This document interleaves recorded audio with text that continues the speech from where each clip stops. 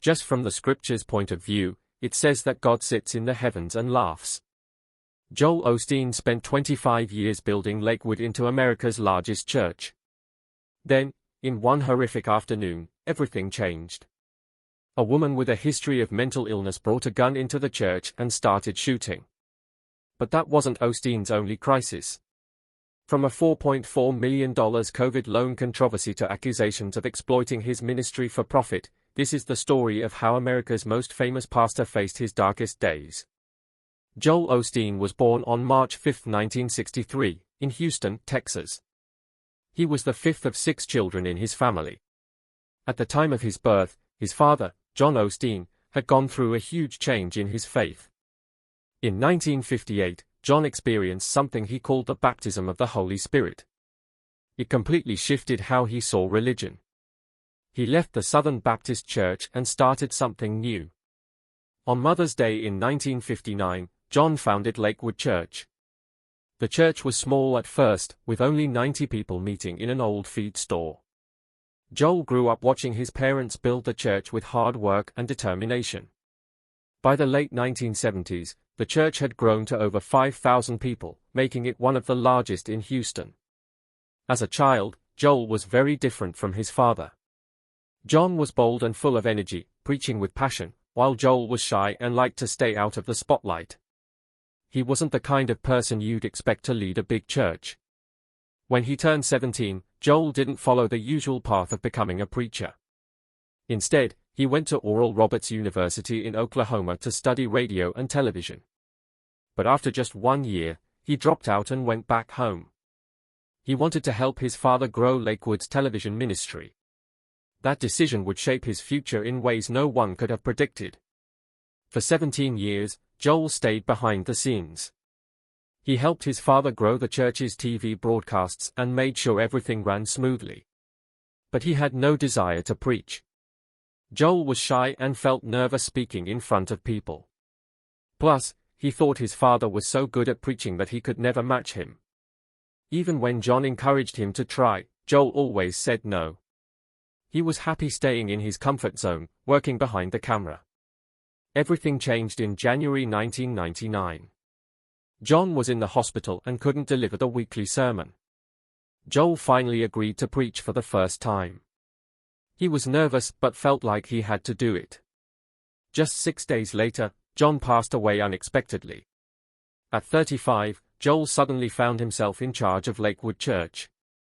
He didn't feel ready, and many people wondered if he could handle it. Even Joel doubted himself at first. But Joel didn't give up. A Bible verse inspired him: David served God's purpose in his own generation. This gave Joel the confidence to lead in his own way. Instead of trying to be like his father, he focused on what he was good at, speaking with a calm, positive, and relatable style. People loved it. The church started growing fast. By the end of the year, more services were added because so many people wanted to attend. Lakewood's TV broadcasts also expanded, reaching millions of homes. At that time, around 5,000 people came to the church every week. Just 6 years later, that number grew to 30,000. This was a huge change, growing 5 times bigger in such a short time. Joel's style of preaching was different. Instead of scaring people with warnings about sin, he focused on positive and hopeful messages. People loved hearing about encouragement and possibilities. His very first sermon, just after his father passed away, set the tone for this style. By the end of that year, Joel officially became the church's leader. The church didn't just grow in the number of people coming every week. It also reached more people around the world through TV. By 2005, Joel's sermons were being shown in over 100 countries. This helped spread his message to millions of people outside the church walls. Joel also helped the church grow physically. In 2001, Lakewood made a bold decision to lease the Compaq Center in Houston. This building used to be a basketball arena for the Houston Rockets. Renovating it into a church wasn't easy. The church spent $95 million to transform it into a 16,000-seat worship space. They added 5 stories and made it feel completely new. By 2005, the church moved into its new home, becoming the biggest church in America. Later, in 2010, they bought the building outright for $7.5 million, which surprised some people because the price seemed low. But experts explained it made sense because the church had already spent so much on renovations. Today, Lakewood Church welcomes about 45,000 people every week. That's bigger than some small towns. Joel's sermons also reach millions of people on TV and online. In the US alone, 10 million people watch his sermons weekly, and his broadcasts are shown in over 100 countries. Joel also connects with millions of followers on social media, making his message even more global. What makes Lakewood special is how diverse it is. People from all kinds of backgrounds come together, and the church offers services in English and Spanish. It's not just about religion, either. In 2018, they held a special event with Kanye West that brought in 177,000 people, showing how the church can reach new audiences. Joel's way of preaching is one of the reasons for his success. His messages are simple, positive, and easy to understand. He focuses on hope and practical advice instead of complicated religious ideas. Some people love this style because it feels uplifting, while others criticize it for being too light. Joel also avoids talking about sin or judgment, saying he wants people to feel good when they leave church. His approach has helped millions connect with faith in a new way. Meanwhile, Joel Osteen has often been criticized for his focus on money and success. Many people say his prosperity gospel teachings are more about being rich than about real Christian values. Osteen became the church leader in 1999, and since then, his message has been that God wants people to succeed in life, including financially. His book Your Best Life Now, published in 2004, tells readers to think positively and expect blessings. He wrote that believers should stop thinking small and start expecting promotion and supernatural increase. Critics argue this is not what Christianity is really about. The Bible often talks about giving up material wealth and focusing on spiritual things instead. For example, in the book of Luke, Jesus tells people to give up everything you have. Osteen's sermons also avoid topics like sin and repentance, which are central to traditional Christianity. Instead, he uses a self-help style that is optimistic but leaves out important parts of the gospel. In interviews, he has sometimes been unclear about key beliefs, like whether Jesus is the only way to heaven. On top of that, his personal wealth, which is estimated to be as much as $100 million, has made people question his message. Much of his money comes from selling books and giving paid talks. Critics wonder how a preacher with so much money can represent Christian values like humility and sacrifice. Even so, Osteen has a huge following. Lakewood Church is one of the biggest churches in the world, with over 50,000 members, and his sermons are watched by millions. Another big controversy happened in 2020 when people found out Lakewood Church took a $4.4 million loan during the COVID-19 pandemic. The loan came from a government program meant to help small businesses pay their workers during hard times. People were upset because Osteen is so wealthy, and the church already has a lot of money. They felt that the money should have gone to small businesses that really needed it. The church said they used the loan to pay their 368 employees and provide health insurance for their families. They also said they waited to apply for the loan until it became clear that the pandemic would last a long time. Even so, people criticized them because other smaller organizations were struggling to get help. After months of backlash, the church paid back the entire $4.4 million in October 2021. But the controversy made people question how big churches handle their money. One of the worst moments for Osteen came in 2017 during Hurricane Harvey. The hurricane caused massive flooding in Houston and left thousands of people homeless. Many churches and mosques opened their doors to help, but Lakewood Church stayed closed. The church said it couldn't open because the building was flooded, but videos online showed the area around the church looked fine. People were angry and accused Osteen of not helping when the community needed him the most. Some even said he was more worried about protecting the church building than helping people. After days of criticism, Osteen announced that the church would open its doors to evacuees. He later explained that the church was being careful because of a past flood in 2001, which had damaged the building. He also said the plan was always to open as a shelter if other places filled up. In interviews, Osteen admitted that they could have handled the situation better. Later, the church helped by providing supplies and sheltering people, but many felt the damage to Osteen's reputation had already been done. People saw the delayed response as a failure of leadership and a lack of compassion. On February 11, 2024, something unimaginable happened at Lakewood Church. It was just a normal Sunday afternoon when 36-year-old Jessie Yvonne Moreno walked into the church with a rifle in her hands and her 7-year-old son by her side. She wore a long trench coat and carried an AR-15 style gun. The security guard at the entrance, who wasn't armed, let her inside. What followed changed the church forever. As soon as Moreno entered, she started shooting in the hallway. She also threw some kind of substance on the floor and shouted that she had a bomb. The sound of gunfire echoed through the church, and it was even heard on the live stream being broadcast at the time. It caused panic everywhere. Investigators later found something chilling. The rifle she used had the word Palestine written on it, and anti-Semitic writings were found in her possession. This made people wonder if her actions were driven by hate. On top of that, Moreno had a history of mental illness. In 2016, she was placed under emergency detention for mental health issues. Yet, in December 2023, she was able to legally buy the gun. This raised serious questions about how she got it. The attack happened right before the church's Spanish-language service, which usually draws a huge crowd. It seemed like the timing wasn't random, adding more fear to the situation. 2 off-duty officers working as security didn't waste time. One was a Houston police officer, and the other worked for the Texas Alcoholic Beverage Commission. They confronted Moreno and exchanged gunfire with her. It was a terrifying shootout, with over 30 shots fired in just minutes. By 2:07 p.m., Moreno was shot and killed. Her attack ended before she could get into the main sanctuary, which was a relief for everyone. But the tragedy didn't end there. Moreno's 7-year-old son was caught in the crossfire.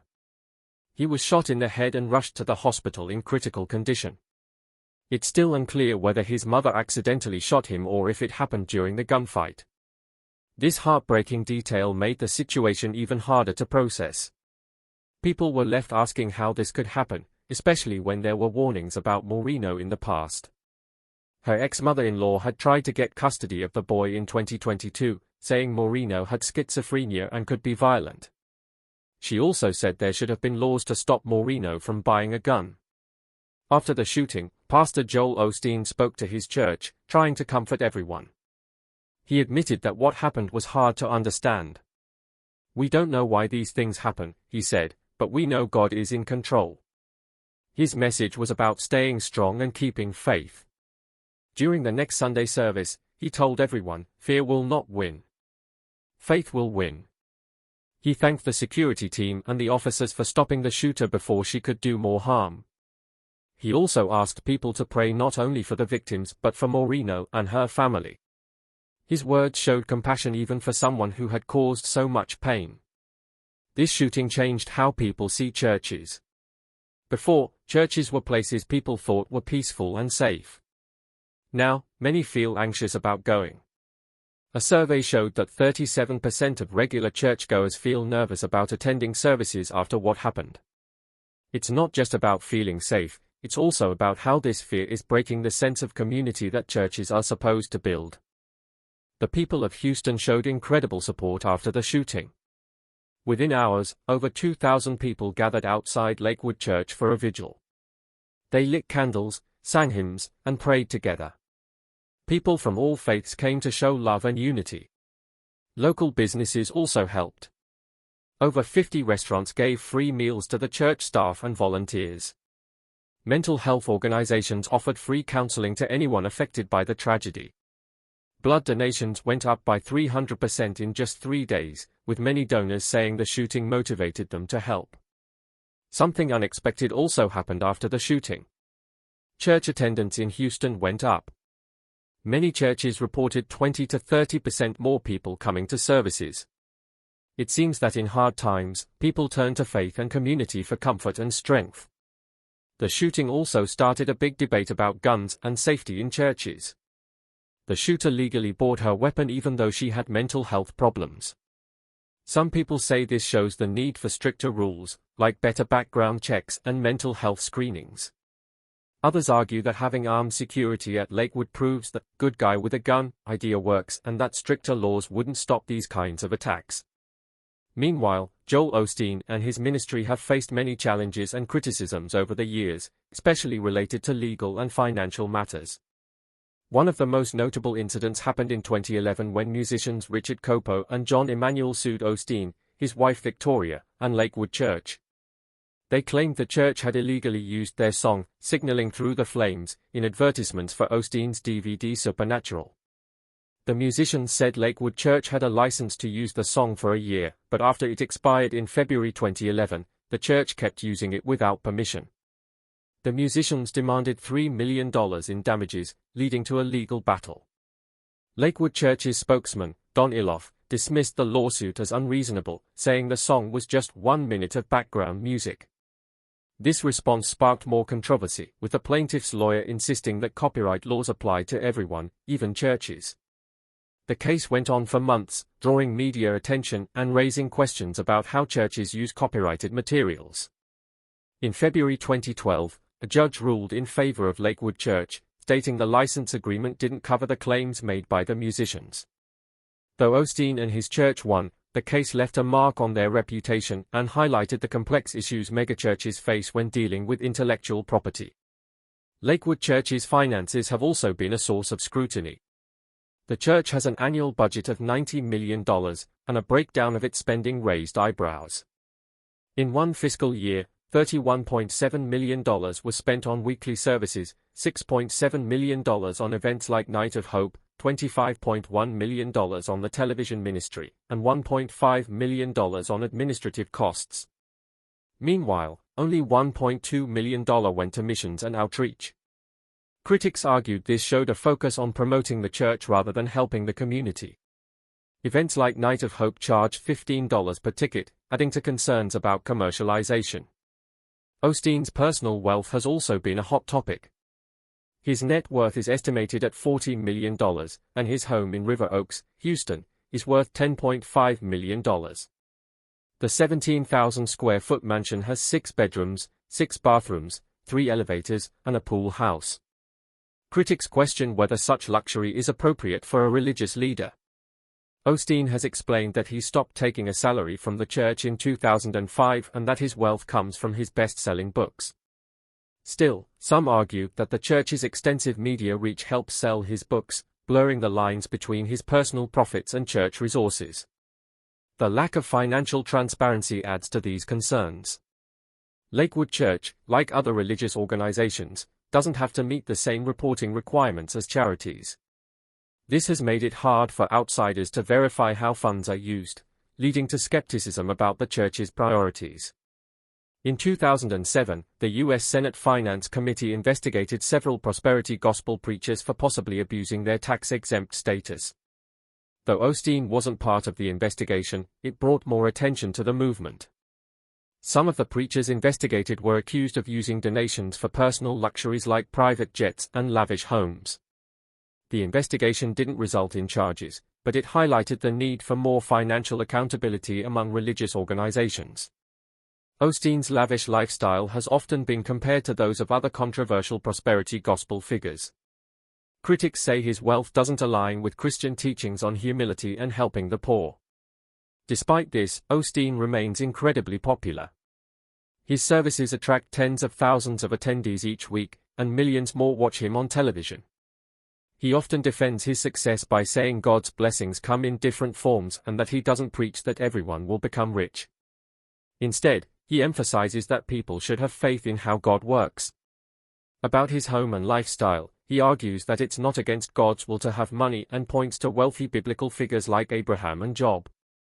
When criticized for not providing detailed financial reports, Osteen highlights the good his church does, such as disaster relief and community outreach.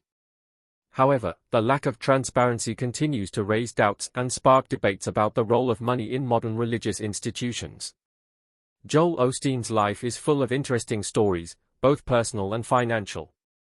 He married Victoria Olof on April 4, 1987, and they've been partners in life and ministry ever since. Victoria was born on March 28, 1961, in Huntsville, Alabama.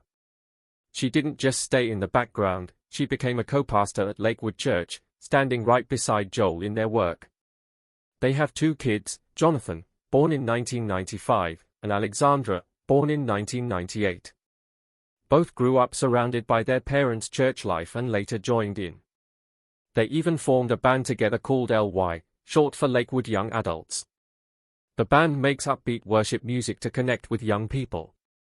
They released their first song, Feeling, in 2016 and followed it up with an EP in 2019 called In the Name, Volume 1. When it came time for college, Jonathan and Alexandra surprised many people. Instead of studying theology, they went to the University of Texas in Austin, 2 hours from their home. Jonathan graduated in 2017 with a degree in radio, TV, and film, while Alexandra finished in 2020. In 2022, Jonathan made headlines again when he married Sophia Hahn in a private ceremony. They kept it so low-key that Jonathan, who hasn't posted on Instagram since 2020, didn't share anything about it online. Joel's money has also been a hot topic.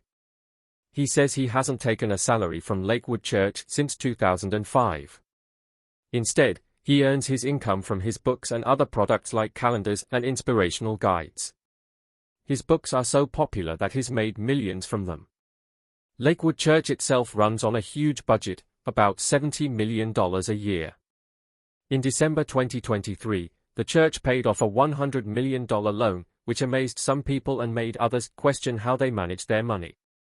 Joel Osteen has become one of the most famous pastors in the world, and his story shows how he connected with millions of people.